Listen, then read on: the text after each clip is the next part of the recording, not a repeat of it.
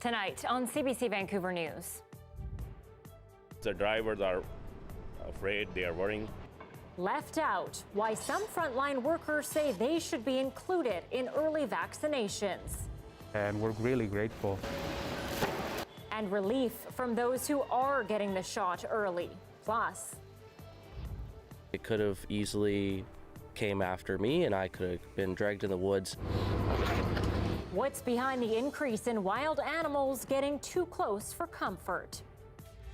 This is CBC Vancouver News.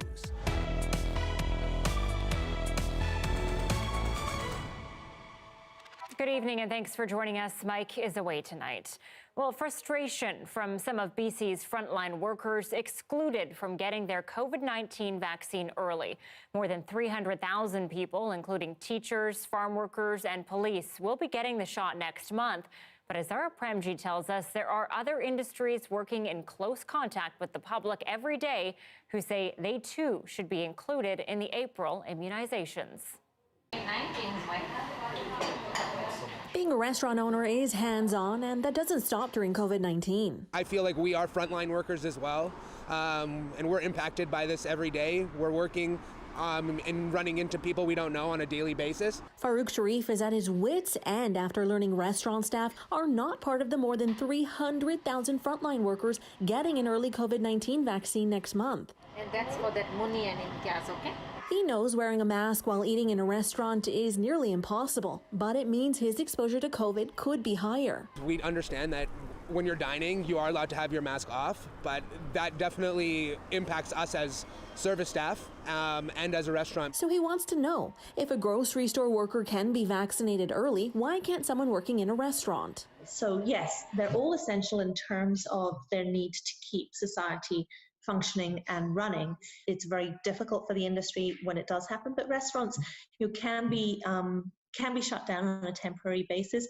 Groceries cannot. Again, it's just frustrating at this point that, you know what, we weren't chosen to be vaccinated earlier. That feeling is echoed by workers in other industries excluded from the early vaccines. We should get included because we are kind of the front runners. Like, we meet people, sometimes people don't even wearing the mask. Paul Chima says many taxi drivers have simply had to stop working out of fear they'll catch the virus and take it home to their families. Because the drivers are afraid, they are worrying. They said until they got first shot, then they will consider to come back to work. But experts say while it's ideal to vaccinate everyone immediately, it's just not possible. And obviously what we want to do first and foremost is stop death. And the provincial government looks at those factors, and it also takes a very evidence-based approach. It says, well, where have we actually seen spread? And where have we actually seen outbreaks happening? Hard logic to hear when you feel like you're so close to exposure every day. And Sharif says for now, he can't do anything but live with the fear. You know what? I don't feel safe. I don't feel safe. It's difficult. Zara Premji, CBC News, Vancouver. Okay, and those frontline workers in BC who are getting the shot early are feeling relieved today. Our Susana De Silva caught up with some of them who hope once they get the vaccine, they'll be able to keep everyone around them a little safer. Sorting the mini cucumbers used to be even more of a group effort. This used to be a large rectangular table with 10 to 15 workers. However, once the pandemic hit, we realized that it doesn't work anymore. So what we decided is to create these little tables where each worker has their little individual space. But not every part of this large operation could be adjusted so easily. This line is one of the examples where plexiglass was not possible to implement. Unfortunately, some of the workers had to interact with each other, passing product. Which is why the close to 200 employees here will be getting vaccinated next week.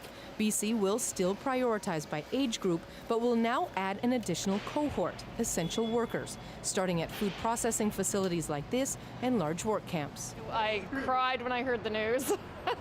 The program will soon move on to other professions, including teachers. Teachers have been working under incredibly difficult and stressful circumstances. First responders and grocery workers will also be added. Around 320,000 doses will be distributed through mobile clinics and pharmacies, which so far have not been used in BC to distribute COVID vaccines. And this modeler thinks it makes sense to target these groups even over some older populations. We have the chance to use these vaccines strategically to prevent not just one outcome in one person, but to prevent 20 outcomes in 20 people by protecting a whole chain of transmission. Something many of the workers living on and off-site here are grateful for. All the workers that live all over the lower mainland are going to be safer, which means that the people around them are going to be safer as well. The hope is to cover all of these groups in April and May. Susanna De Silva, CBC News, Vancouver. Meanwhile, Evidence BC is entering its third wave is mounting as our numbers rebound to their highest in months. The news comes as another 2 people have died from the virus. Officials are reporting the highest number of single-day cases in more than 2 months, and active cases are at their highest since January 11th. Hospitalizations are up again with a 35% increase in a month. And some good news, 95% of surgeries postponed during the pandemic have now been completed. We said we would schedule and deliver surgeries that were not scheduled. We said we would change the way we deliver surgeries in BC. And in the months since then, we have delivered on that commitment each and every day. More than 15,000 patients had their non-urgent surgeries delayed a year ago to make room for COVID-19 patients. Since then, the province is on track to completing them. More than $187 million was invested to offset the province's surgical backlog. This was used for more operating space, hiring more staff, and adding more hours.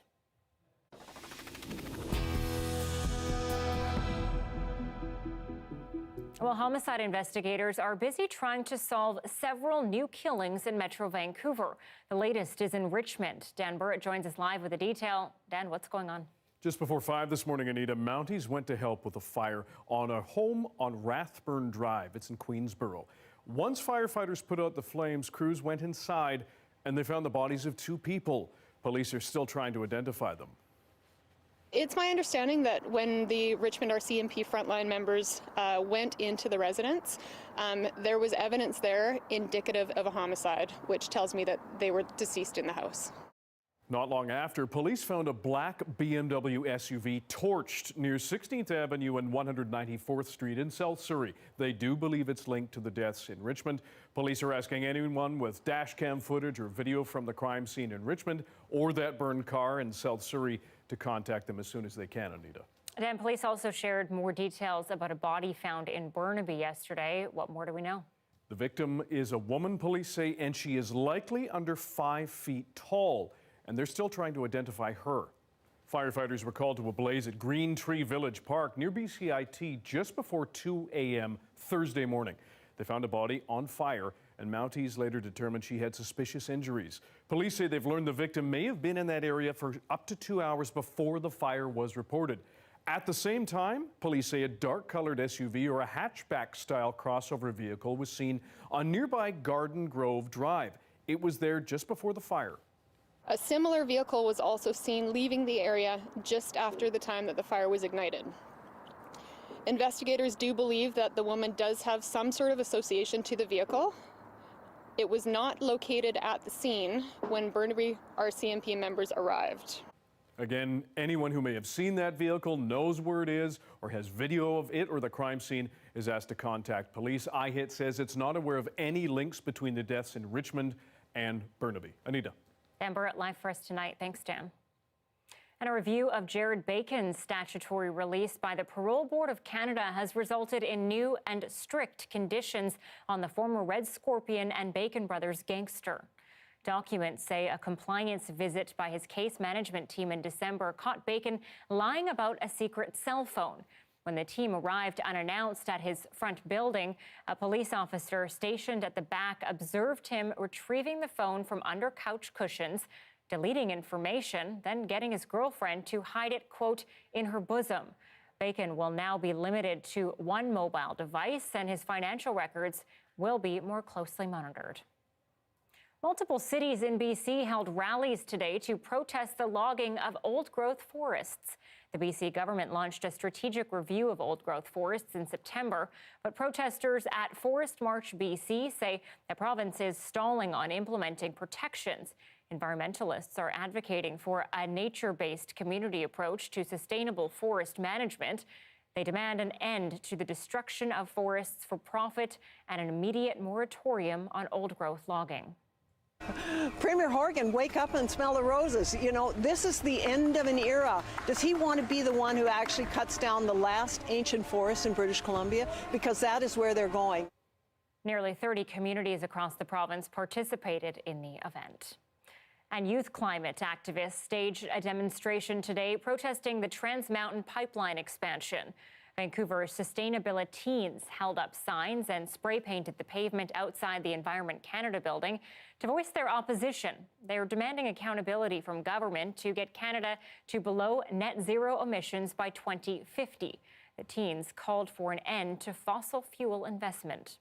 Climate leaders don't build pipelines. Climate leaders do not say they're going to work on reconciliation and then violate Indigenous territory, disrupting the ecosystem with a fossil fuel project just days after announcing that we are in a climate emergency.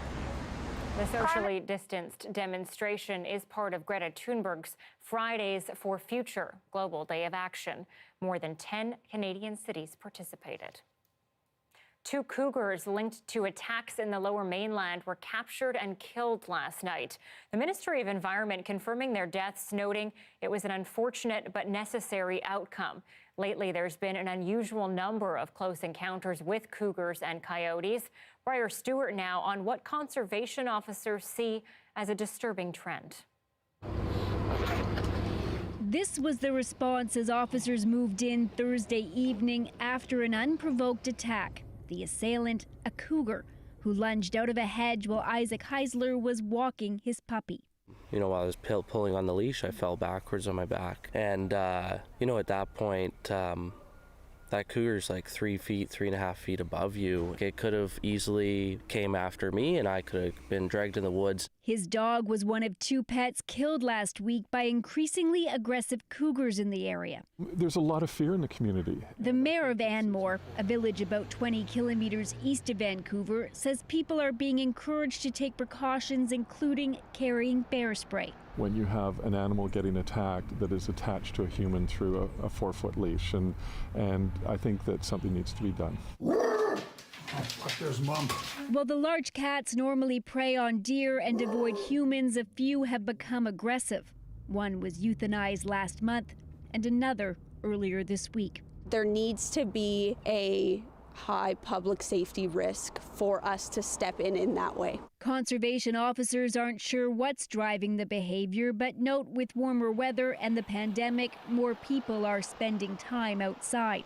Well, this community is heavily forested and nestled up against the mountains. Human-wildlife conflict is also an issue right now in a much more urban area. Vancouver's famed Stanley Park, a destination for locals and tourists, but also home to about a dozen coyotes. They too have recently become aggressive.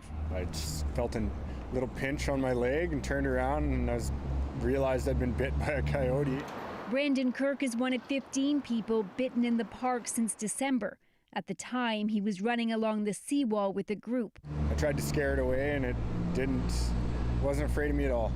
And experts say that's the problem. A lot of it stems back to, not allowing wildlife to be comfortable near us, making sure that they maintain that wariness and never feeding them. Even a squirrel coming up behind me the other day, it scared me. As for Heisler and his family, they're still traumatized and worry that a cougar who successfully seized pets could decide to go after a child. Briar Stewart, CBC News, Anmore, BC.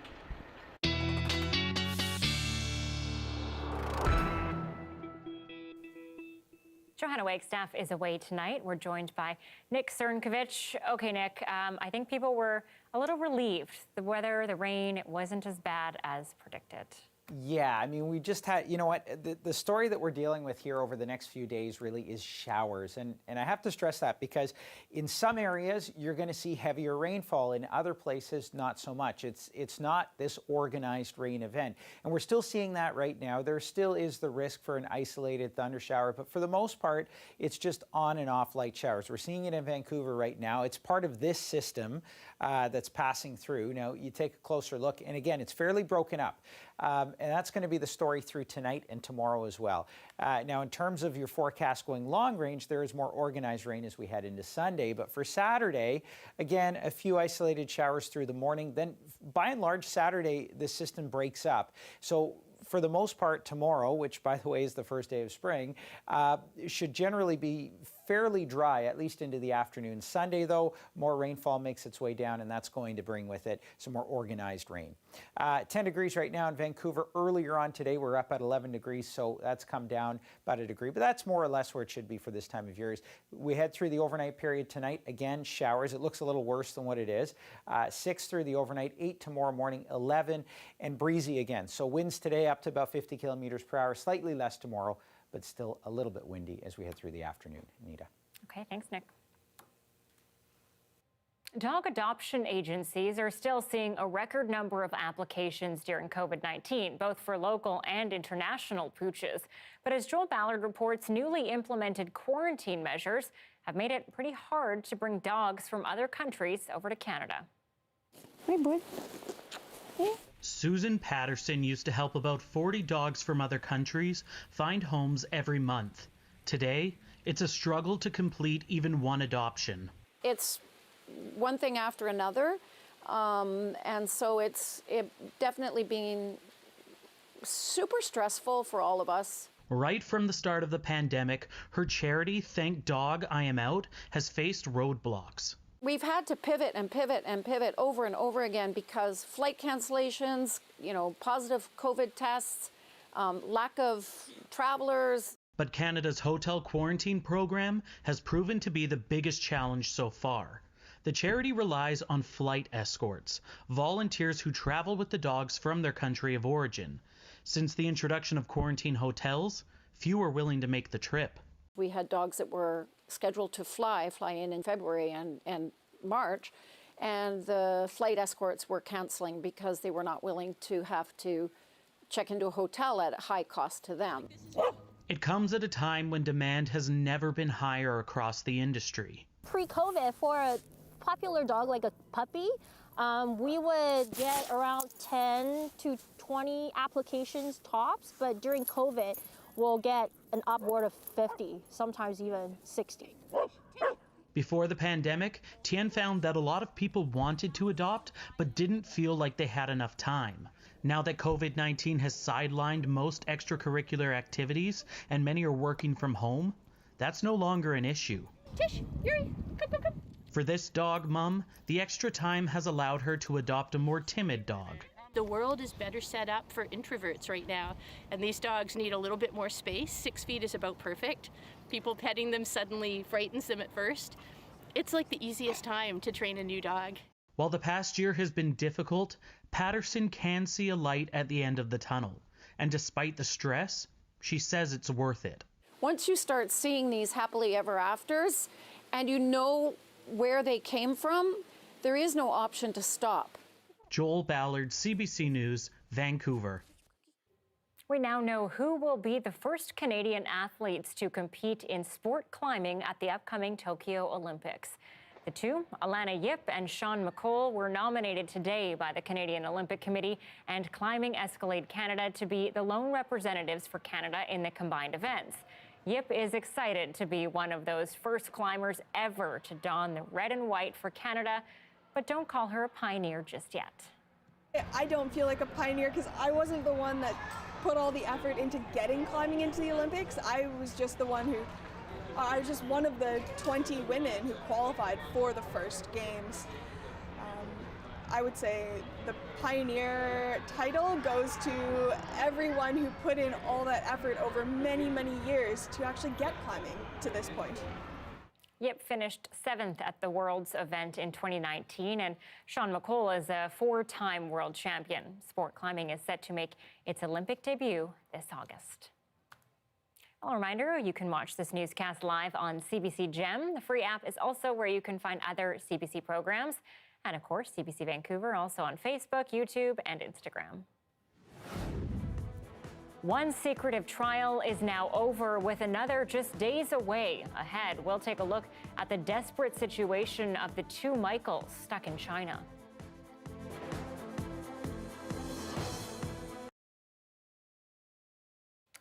Thank you, as always, for staying with us during our commercial-free live stream. Well, a Winnipeg teen has taken her love of animals to a whole new level by creating space for them at her family's home. The Little Red Barn Micro Sanctuary is a place where people can come, learn, and make connections with the animals. Have a look.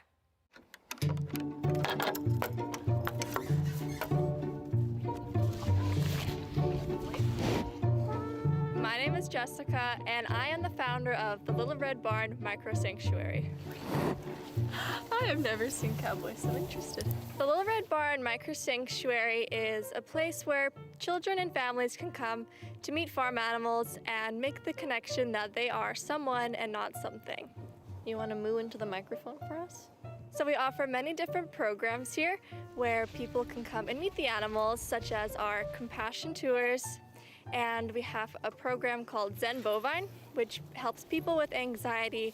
It has a very calming effect to hang out with the cows. This is Serenity. She is one of our oldest residents that we have here. What inspired me to start the sanctuary was I actually did a research project in grade 8 to see if you could teach children empathy and compassion towards farm animals. I wanted to create a safe and happy environment where they could come and connect with farm animals on an individual basis. Well, here at the Little Red Barn, we take care of cats as well as dogs, not just farm animals. This is Lewis Hamish. We got him because the family that he was living with realized he had a severe cleft palate and he needs extensive surgery to fix his condition. All the animals here have been rescued. Sometimes we have hobby farmers who love their animals so much and they want them to have a safe and happy life where they are cared for, as well as we partner with farmers to rescue their animals after their retirement. Well, all of our animals have free range of the whole property, so they get to do what they want and behave how they would in a natural environment. This is a day in the life of the Little Red Barn for sure. It's really important for us and to the animals that they have names and individual care, because each one of them is special and each one of them means something to us. This is Scotty. Right here is Ellie. Sunny, I have to say, looks like a little unicorn. Hanging out with these animals gives me the absolute best feeling. My long-term goal for the Little Red Barn Sanctuary is something we have actually started this year, which is to develop a presence in school systems where we can really help children learn about farm animals and meet them in a way that they probably haven't done before. No mooing into the microphone. Super cool initiative, a popular one, I'm sure. Okay, we'll be back in just a few moments with more national and international news.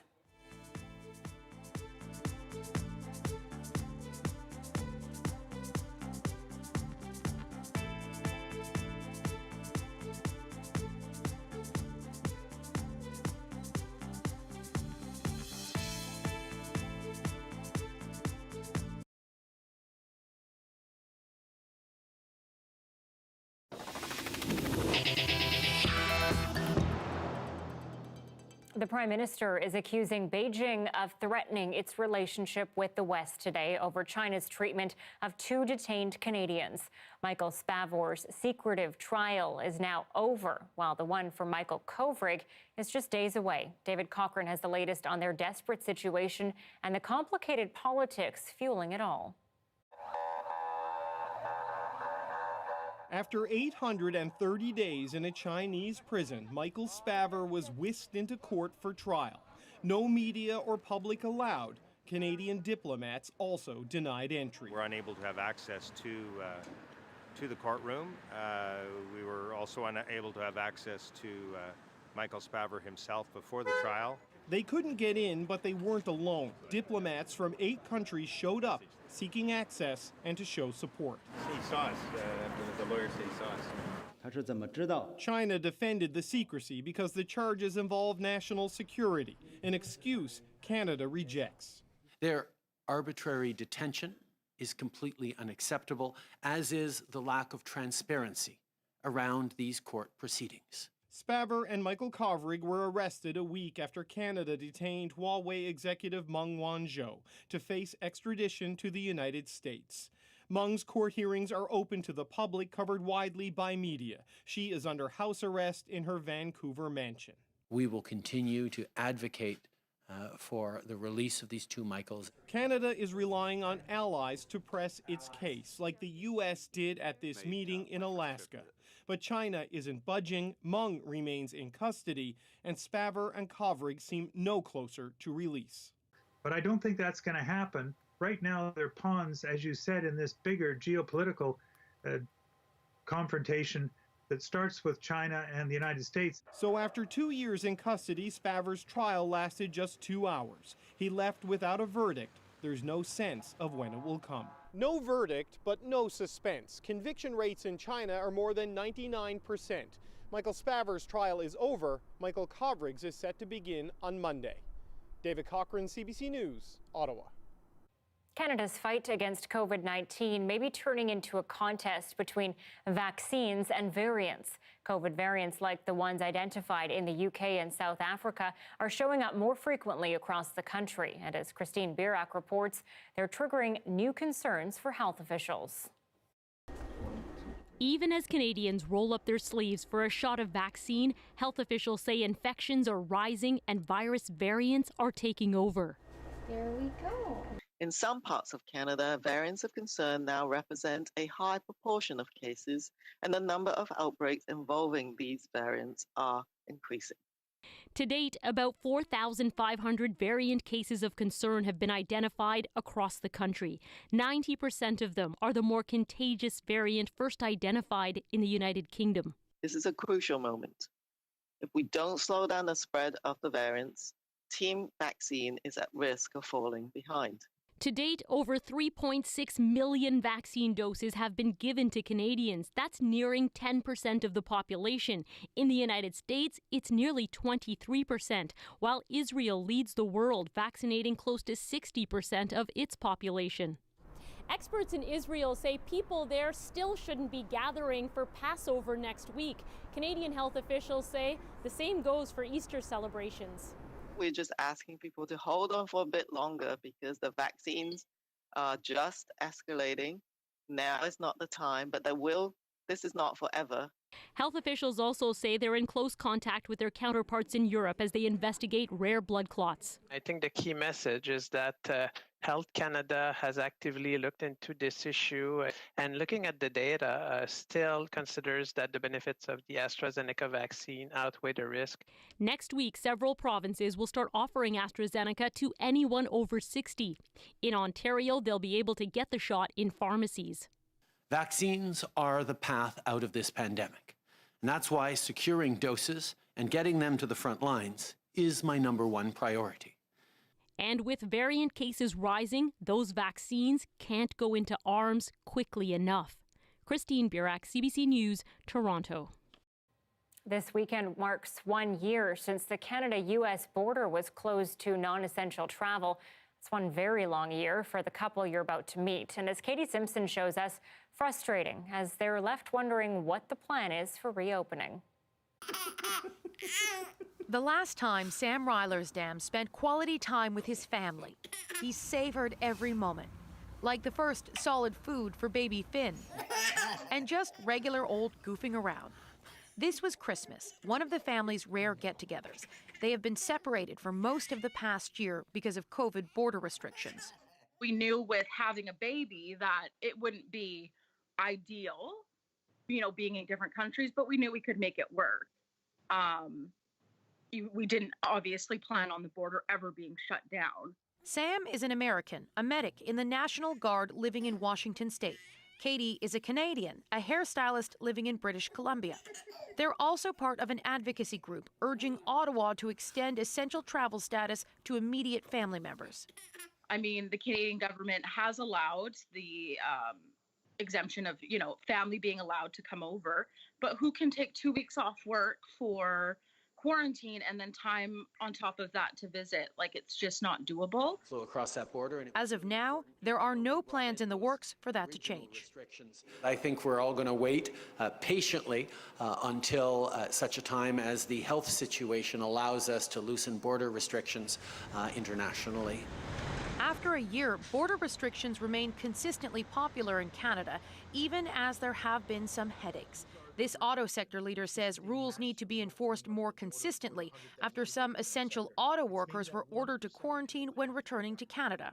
We expect that we're going to see some substantive clarification in days, and that's very hopeful.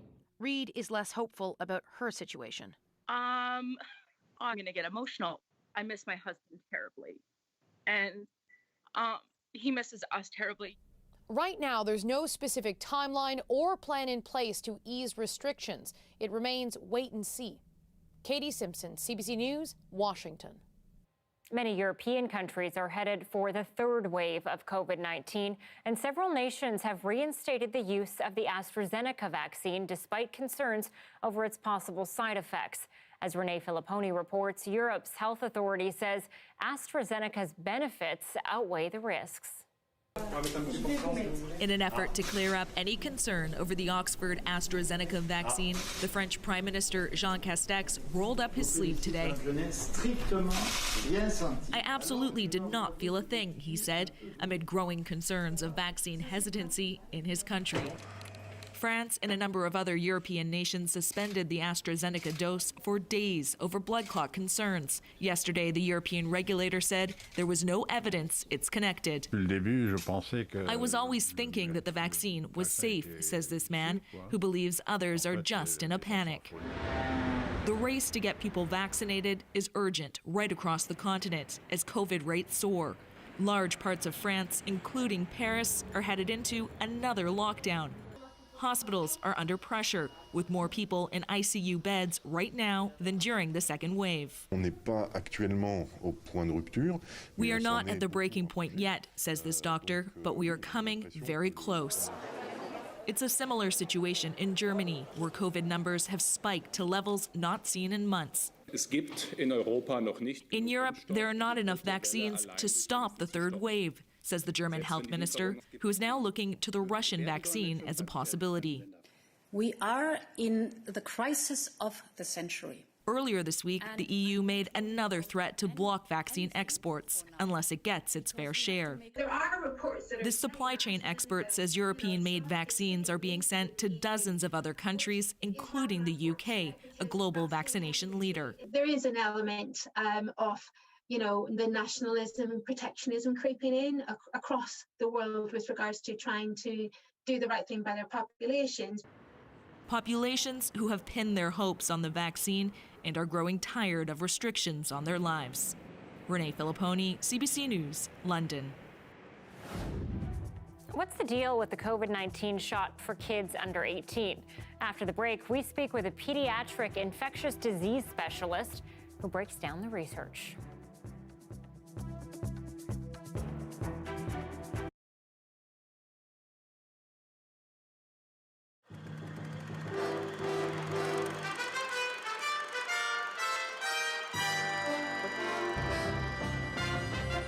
From CBC News. Well, there's a new craze sweeping the Northern Hemisphere these days. It's called Hale Bop, and while it may sound like a 50s dance step, Hale Bop is actually a comet, and it's appearing now in the sky near you. To find out how to spot it, we're joined by the national science correspondent, Bob McDonald. Bob's gazing there tonight. Having any luck? Unfortunately, not tonight, Peter. It's a little too cloudy, but I have seen it on 2 occasions from the city just using my binoculars. It's really quite spectacular.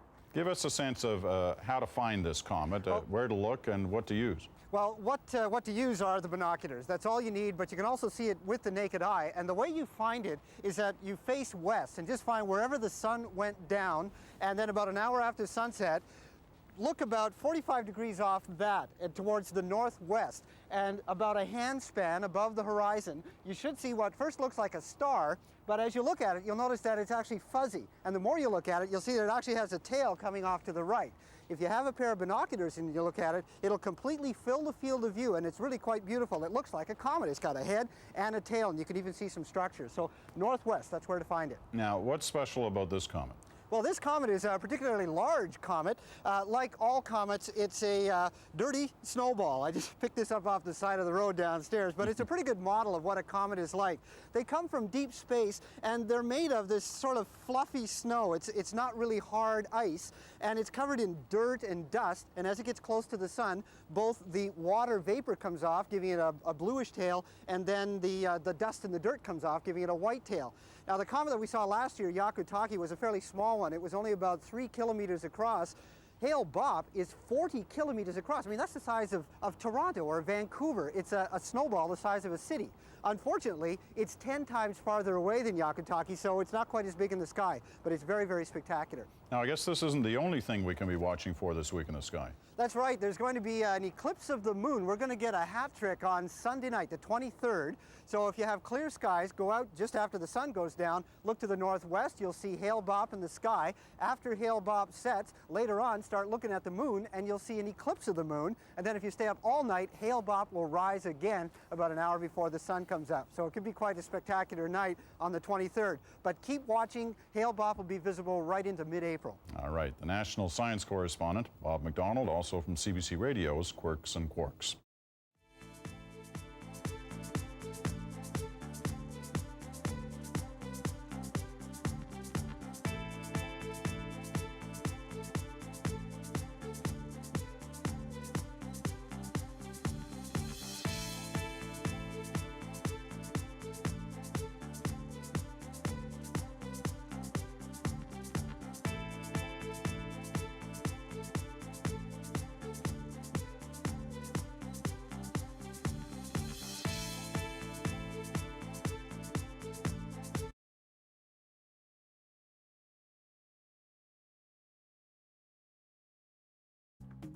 Here are some of the stories we're following tonight on CBC Vancouver News.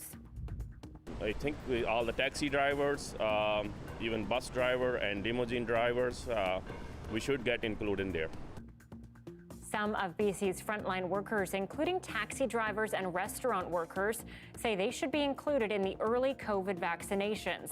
They say they're dealing with the public every day and at high risk of contracting the virus. They're asking the province to reconsider. More than 300,000 people, teachers, farm workers, and police, to name a few, are going to get the shot next month. The Integrated Homicide Investigation Team is looking into 2 crime scenes they believe are connected. Just before 5 this morning, Mounties found 2 bodies inside a burning home in Richmond. Not long after, police found a black BMW SUV torched in South Surrey. Police are asking anyone with dash cam footage or video from the crime scene in Richmond or the burned car in South Surrey to contact them.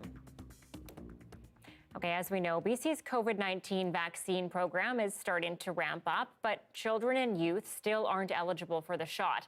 I'm sure if you're a parent, that's leaving you with a lot of questions. Social media editor here at CBC, Alex Migdal, raised some of your concerns with a pediatric infectious disease specialist. Take a look. So let's talk a little bit about rollout. Once, hopefully, these vaccines get approved for kids, how might they be administered? Yeah, so I think that there'll be, there's multiple different models that could be used to vaccinate kids. So right now we have these, mass clinics that are happening everywhere. So that, that is one possibility. Although I think that at some point we want to get to a way that these things can be delivered that's more aligned with how vaccines are normally delivered. So if we think about how vaccines are given to kids right now, they're given for the preschool children, they're mostly given through public health. They're also given, some family physicians also give vaccines. Particularly, we see that a lot in Vancouver compared with the rest of BC. And then for the older kids, most of the vaccines are given through a school-based program where in grade 6 and grade 9, the school nurse or public health nurse, goes to the school and vaccinates, all of that grade for those vaccines that are given at grade 6 and grade 9. We also have some vaccines. So in BC, pharmacists are able to vaccinate kids who are over 5, and some older kids may get flu shots and things like that, for example, through pharmacies. Okay, good to know. Doris asks, if the vaccines are safe for adults, what exactly needs to be studied in regards to safety for kids? Yeah, so in pediatrics, we have our saying that kids are not just little adults, and so kids respond very differently to any drug, including vaccines, than adults do. In general, most things tend to be a little bit safer in kids than in adults. As a general rule, most kids don't have lots of other diseases and things like that adults have. So their immune responses are often very good. I think when it comes to vaccine safety, I think more what we sometimes see, particularly in the younger kids, is that they have such a good response to these vaccines that they're more likely to have fevers, more likely to have sore arms and arm swelling and that sort of thing sometimes than the adults do. And so, as I said, it's those kind of things that we're looking for. We're looking to see if the dose needs to be changed on that basis, and also to look at what the immune response is like.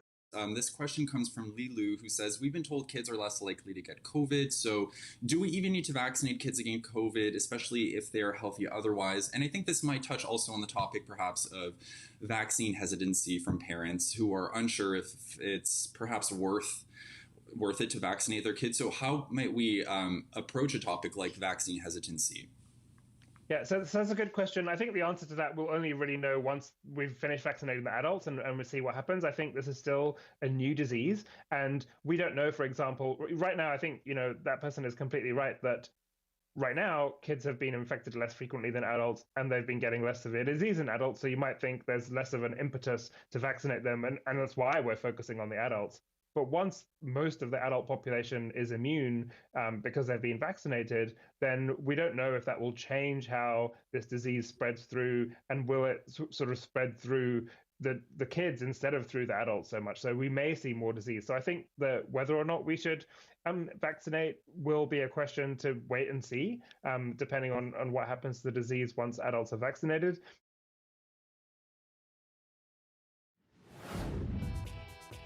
How about owning a piece of art that only exists online? After the break, we look at the new trend that has people breaking the bank for bragging rights. And at 6:40, you're looking at a live shot of the North Shore.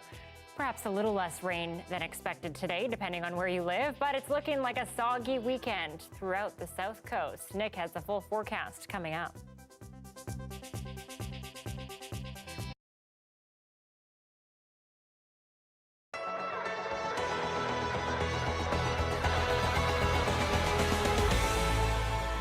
When I worked on the Four Seasons, I always thought that, looking at magazines was sort of cheating. I always thought that, no, the design, the creativity needs to come from your head. And I remember we had gone on a excursion, a trip to New York, and we came back. And as I was going through, the sales center was opening, and as I was looking up at the ceiling, I was, oh my gosh, that's the detail we saw in this restaurant. That's the detail we saw in this showroom. But it was at that moment that I thought, wow. And I carried that through the 20 or so, or the 2 decades, as people say, there, and then that's what led me to then open my own firm. Was that always a goal of yours? At first, no, to be honest. And it reached a point where, the design sort of direction, your taste, I started to understand what my taste was, what I loved to do, what I was passionate about in terms of design. And that's where I sort of said, I want to go on a different path. You mentioned that you've had very few clients who look like you. What about designers who look like you? As I started in the career, there weren't many. I didn't see any. really, to be honest. What did that pose for you in terms of challenges in trying to advance in your career, or even just getting your face and your name and your designs known out there? Where I worked before, I was sort of somewhat sheltered in a way, working on the higher end sort of projects. At the same time, I've experienced a lot of discrimination. I've had clients that have said, you're assigned to a project and the client doesn't know who you are, but when they meet you for the first time, it's, you're Michael London. You work through the process, and in the end, the design is great. The design speaks for itself. But then the comment is, I didn't know you had that in you. It didn't matter at points. It hurt, but it didn't matter in that I was always trying to challenge myself. Well, I'll show them that this space is going to be great. And the clients that I have now, I'm so grateful for. I have clients in New York, to Ottawa, to Kingston, and Kleinburg, as far north as there. And they look at the portfolio, they look at the quality of work, and really the design speaks for itself.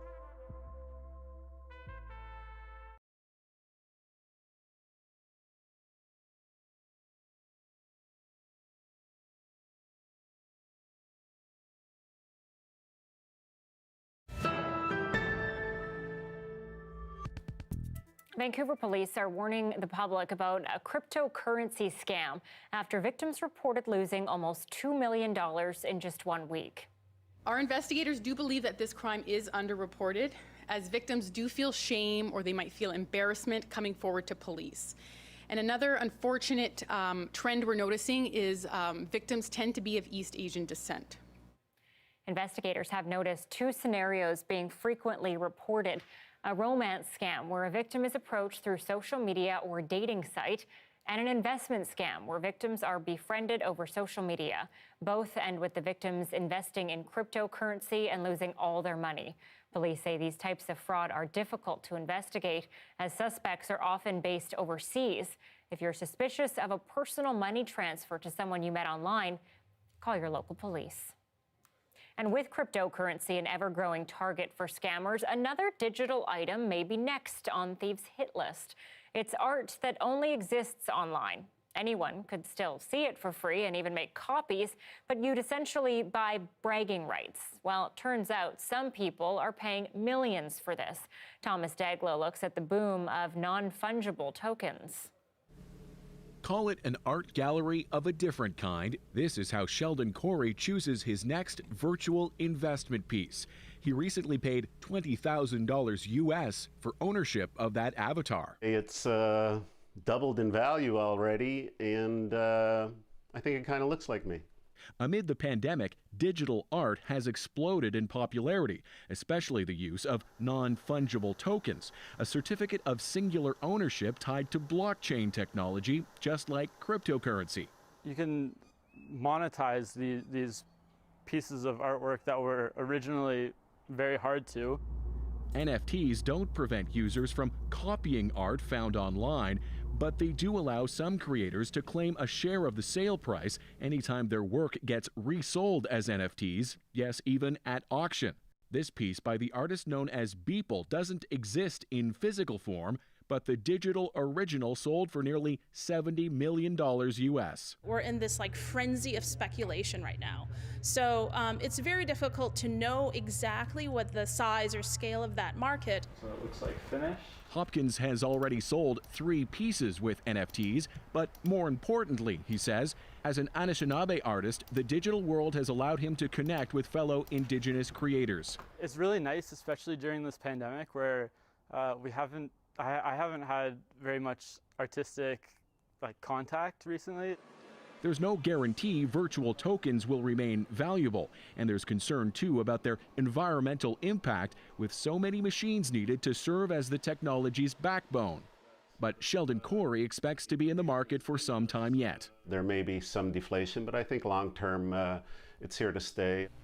He's even getting a physical recreation of that digital avatar to hang on the wall, like old and new forms of art coming full circle. Thomas Dagg, CBC News, Toronto.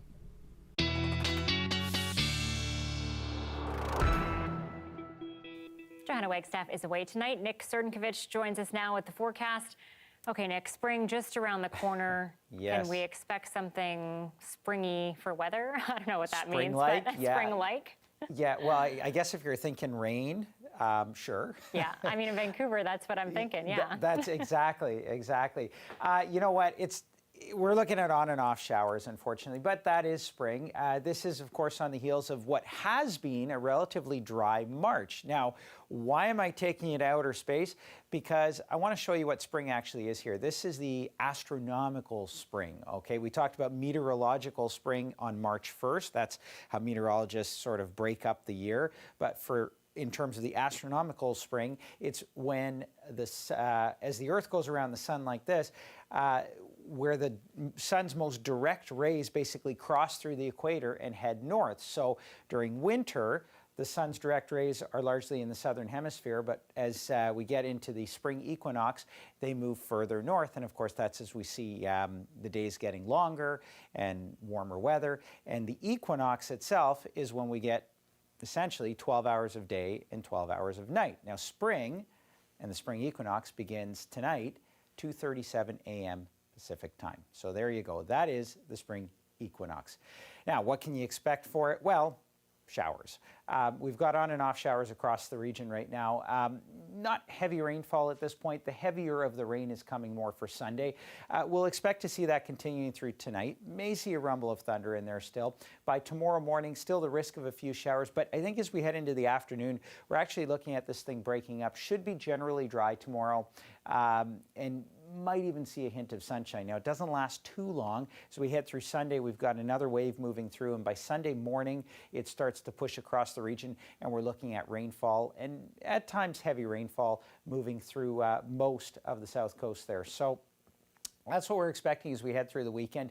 Monday actually looks to bring with it a little bit of a reprieve from the rain once more. So on and off kind of showers. How much can we expect? Well, potentially about 5 to 10 millimeters tonight, depending on where you are, and another 15 to 25 as we head through Sunday. So all told, could be about 30 to 40 millimeters. But again, especially with tonight in these showers, it is pretty local. Winds will also be a bit of a factor as we head through Sunday. Now, they'll be breezy tomorrow morning, sort of ease off in the afternoon, and pick up again on Sunday, gusting to about 40, perhaps 50 kilometers per hour in some locations. Forecast-wise, here's what it looks like. And again, we've even got a few hints of sunshine in there. The risk for a few showers inland, but by and large, the system's starting to break up. This is wave one of it. There's a look as we get a little bit closer. And then for Vancouver's forecast, we're expecting to see temperatures dip a little bit on Sunday, 7 degrees with that rainfall. Likely seeing some sunshine on Monday there. And then Tuesday, Wednesday, looks like another system moves through. That again, bringing with it more in the way of rain. Not a lot of rain, but kind of the expected amount for March. Rain all the time. Thanks, Nick. You bet. Up next, we dish the goods on 2 special foods for the Persian New Year.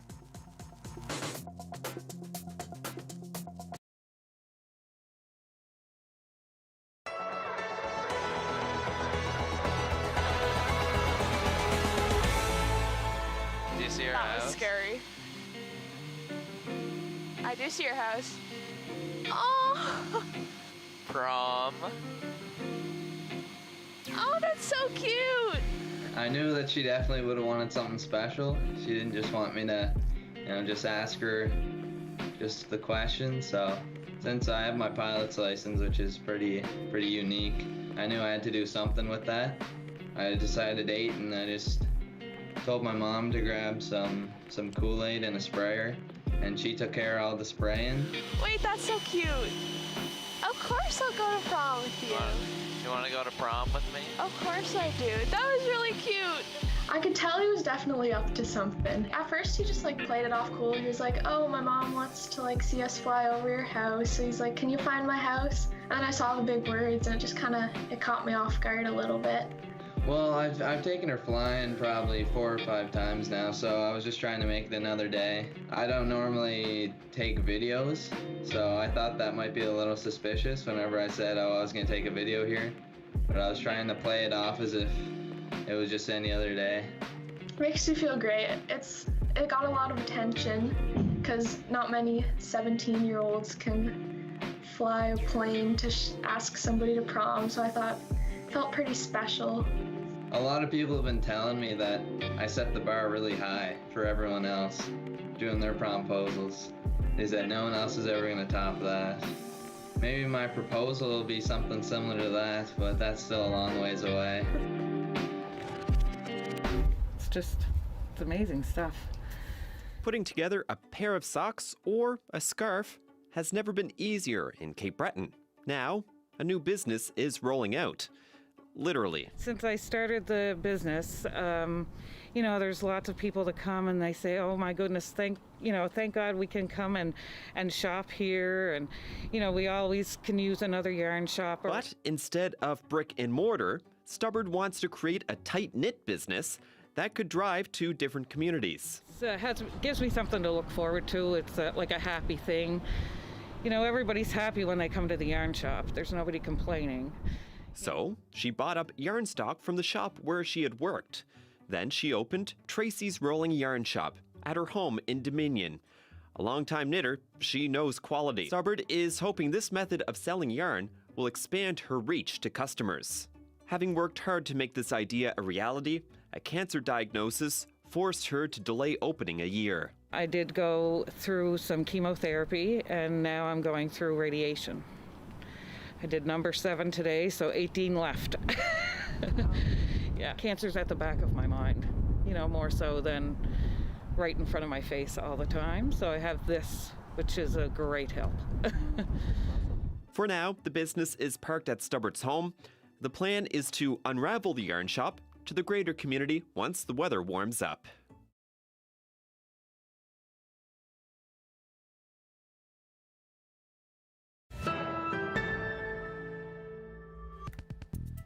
Dan's back now to chat some of the later stories we have to share with you tonight. Indeed. A Nunavut man captured some rare and interesting footage while out with his dog team.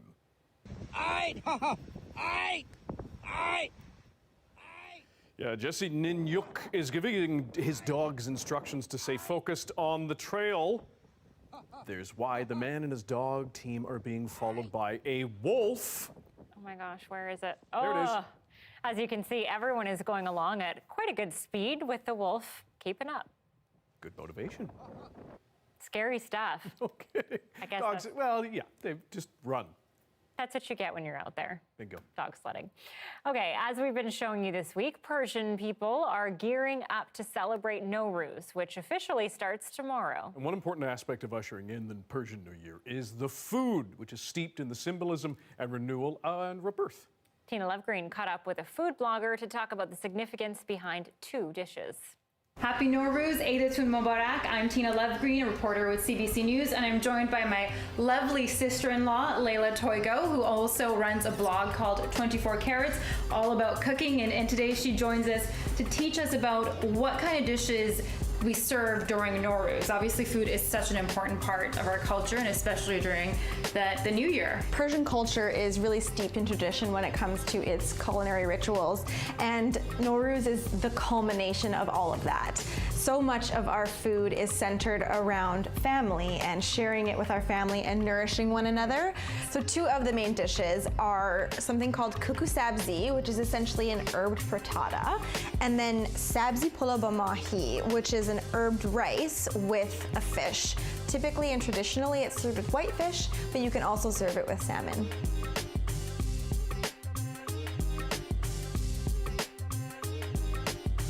For the herb frittata, you will have fresh herbs, coriander or cilantro, parsley, dill, Persian chives. You can also add spinach or kale or fenugreek, leeks, really anything green.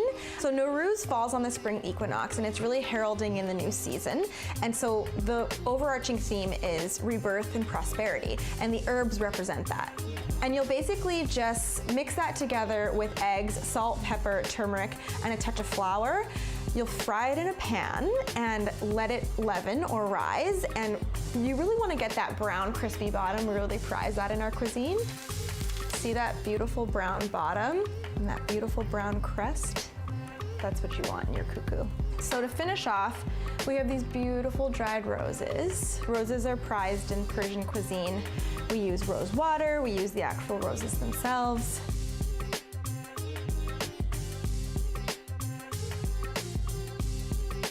The main event, really, of the Nowruz meal is something called sabzi polo ba mahi, which directly translates to fish with herbed rice. You would traditionally use fish from the Caspian Sea, but since we don't have that here, cod or bass or tilapia work perfectly. And perhaps the most beloved spice of Persian culture is saffron.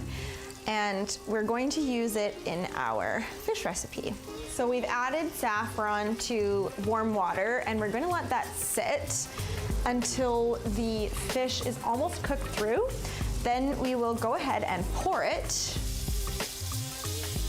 The herbs in this dish and in many of the dishes on Nowruz represent rebirth. All of these flavors are tied to the natural world, and since Nowruz falls on the spring equinox, it's really a celebration of nature and life and rebirth. My goodness, it smells so delicious. Thank you so much, Layla, for showing us the ropes when it comes to Persian cooking and for Nowruz. Wishing you all a very happy Nowruz. Eidatun Mubarak. A very happy Nowruz indeed. I'm super hungry. This always happens at the end of our show. Look at how much dill that was in there. I want it right now. All of that. Delish.